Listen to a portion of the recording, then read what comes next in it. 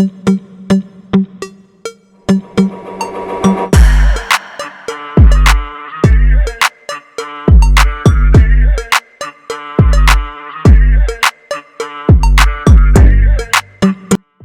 videoda biz yangilangan 2026 Chevrolet Lacetti modeli haqida batafsil gaplashamiz va uning dizayni, texnologiyasi hamda ishlash imkoniyatlarini ko'rib chiqamiz. Ushbu model zamonaviy ko'rinish va yaxshilangan texnik xususiyatlari bilan haydovchilar e'tiborini tortmoqda. Yangi Lacetti tashqi tomondan yanada sportchi va zamonaviy ko'rinishga ega bo'lib, old qismida yangilangan radiator panjarasi, LED faralar va silliq kuzov chiziqlari mavjud. Bu esa avtomobilga yanada jozibali va dinamik ko'rinish beradi. Orqa qismida esa yangi LED stop chiroqlari va zamonaviy bamper dizayni qo'llanilgan. Natijada avtomobil yo'lda juda zamonaviy ko'rinadi. Endi salon haqida gaplashsak, ichki qismi ham ancha yangilangan. Haydovchi uchun qulay rul dizayni, raqamli displey va katta sensorli multimedia ekrani o'rnatilgan. Ushbu tizim orqali navigatsiya, musiqa va telefon ulanishi kabi funksiyalarni boshqarish mumkin. O'rindiqlar yumshoq materiallardan tayyorlangan bo'lib, uzoq safarlarda ham qulaylik yaratadi. Orqa o'rindiqlarda ham yetarli joy mavjud bo'lib, yo'lovchilar o'zlarini erkin his qilishadi. Endi dvigatel masalasiga to'xtalsak, 2026 Lacetti odatda 1.5 yoki 1.6 litrli benzin dvigatel bilan taqdim etilishi kutilmoqda. Ushbu dvigatel yaxshi yoqilg'i tejamkorligi va barqaror ishlashi bilan ajralib turadi. Avtomobil mexanik yoki avtomatik uzatma bilan taklif qilinishi mumkin. Bu esa turli haydovchilar uchun